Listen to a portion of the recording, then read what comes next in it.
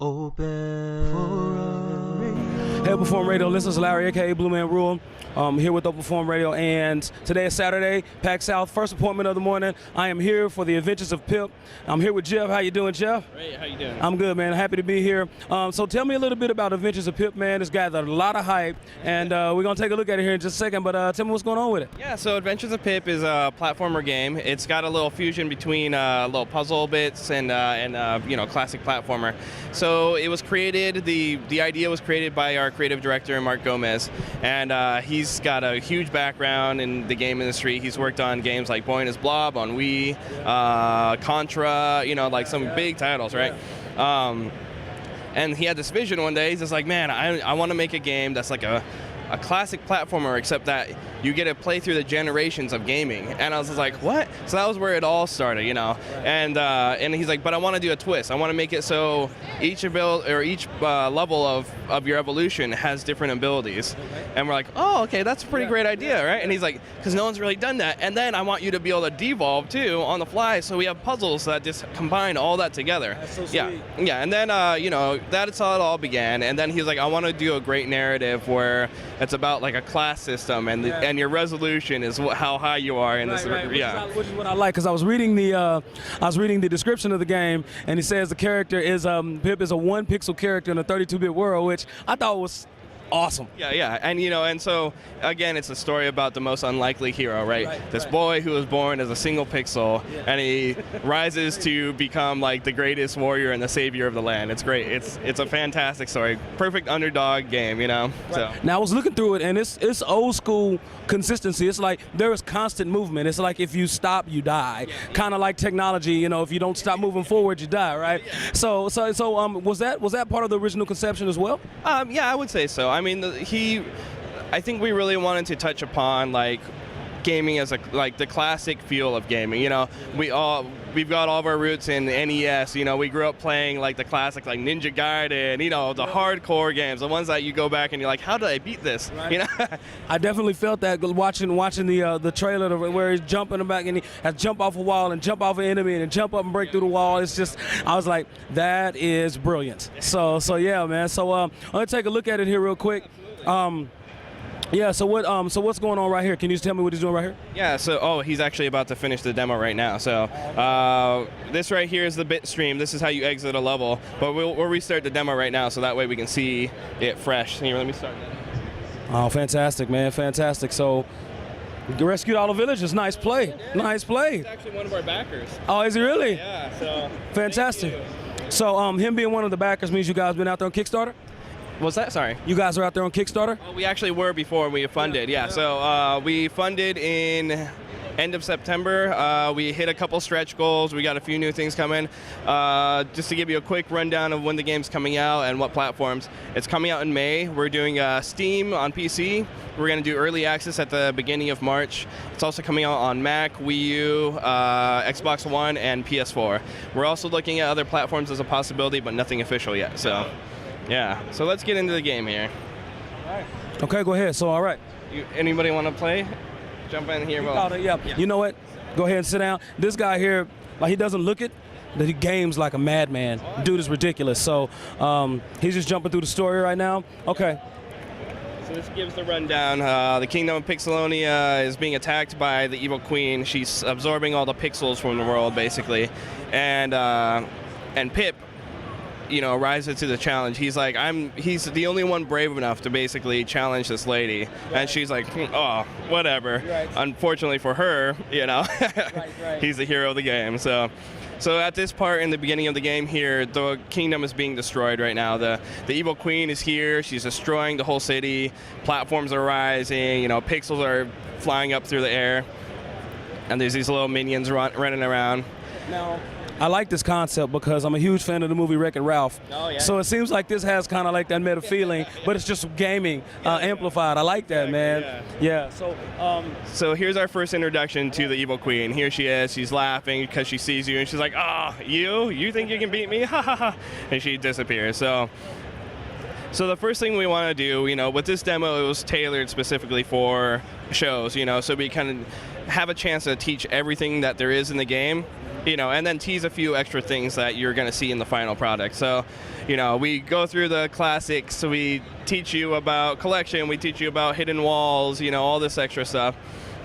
And then coming up here, you're going to meet a character named Sir Elwyn. He's an old knight who had an untimely death because he let the fame and fortune get to his mind, Yeah. So here he is. The statue is kind of like this memory of him. Yeah. So he comes in, and of course, we've got our PAX thing. And now he's going to give you the gift of the bit stream, which is something he had access to when he was alive. The bit stream is like the life force of the world. It's basically what creates all the pixels out there. So because of that, now you have the ability to evolve. So he just became Agile Pip, which is our 8-bit Pip. Because of that, now we've got like this new set of moves that basically is the stuff you would see maybe on an NES game, right? It's like wall jumping, running, punching, stuff you probably wouldn't have seen on Atari, but you saw it kind of here, on the next generation of gaming. So those little guys there are the bit beasts. They're like a physical form of the bit stream. So because of that, if you devolve, which is one of your abilities, you can actually go down in levels. You can use him to re-evolve back up to the highest level that you've obtained. Also hidden in levels are going to be these villagers that can find them, and they'll be able to help you repair your town. So you've got this hub town that you can always go back to, and the more you repair it, the more shops pop up which have like items, like health potions, weapon upgrades, things like that. So the key to the game and being successful is learning to balance your evolution and de-evolution. So there he devolved back down to small Pip, so he could jump higher on the mushrooms. He could fit through a small space. Now he's going to go ahead and re-evolve by killing this bit beast. And he's going to learn about wall jumping here in a minute. So our wall jump is pretty simple. It's like you stick to the wall. You slide down. Pretty much, yeah. I love that. It's nice, man. Yeah.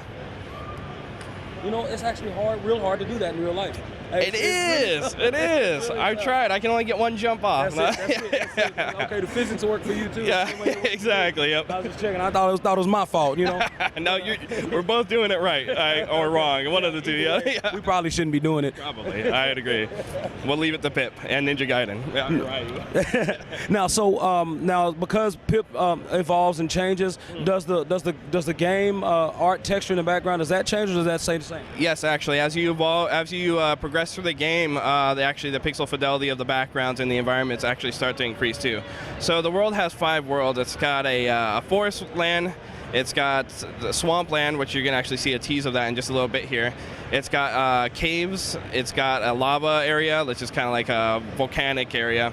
And then it's got the Queen's Fortress. So by the time here we are in the forest, it's very like 8-bit, looking. By the time you get to the Queen's Fortress, it's going to be almost hand-drawn looking. It's pretty crazy. So it increases, you notice it, and also the backgrounds start animating as you get farther too. Yeah, I mean, it's kind of like that fun natural progression. I think, one of our big goals with this game was to make it so a nostalgic, the 30-plussers or the high 25s, whatever, right, could get that nostalgia trip, and be like, oh man, this is, exactly. Yeah. But, and at the same time, have a new generation kind of learn where platforming gaming started, right, and see the progression of it. This is awesome because so I've been trying to tell, because I grew up playing the Sega. I got my old school Nintendo shirt here, but I grew up playing Sega. And we didn't have passwords, we didn't have save files, we didn't have any of that, man. So for you to finish a game, it was a one-run, one-session deal. And no, this is just great, man, because it's getting more beautiful now. You can just tell with the animation, the smooth swings, the attacks. Yeah, it's just great. I told you the dude's he's a monster beast when it comes to playing games.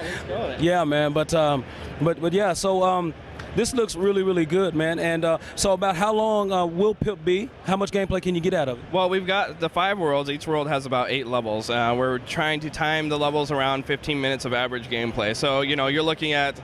I'm terrible at math right now because I'm tired, but somewhere between 5 and 8 hours of gameplay we're hoping for. So that's our big goal right now. So yeah. No, it looks great. The game looks great, and you already mentioned that it's coming out. Get early access starting in March on Steam, and it's just great, man. It looks really, really good. I'm not gonna take up much more of your time. I guess we just watch him take some of that. But thanks for meeting us today, Jeff. Man, is it okay if I call this the Wreck-It Ralph for gaming? Because I'm gonna call it the Wreck-It Ralph for gaming. If there's one thing we can be compared to, I'm okay with it being Wreck-It That's what I'm saying, man. You know, if my grandma always told me if the shoe fits. Exactly. So, so thanks again, man. Adventures of Pip looks awesome. I now see why all of the hype is there, and it's real. So appreciate it, man. Thank you. Have a good one. All right, this is Larry, a.k.a. Blue Man Ruler, here with Adventures of Pip. Stay tuned for more from PAX South 2015.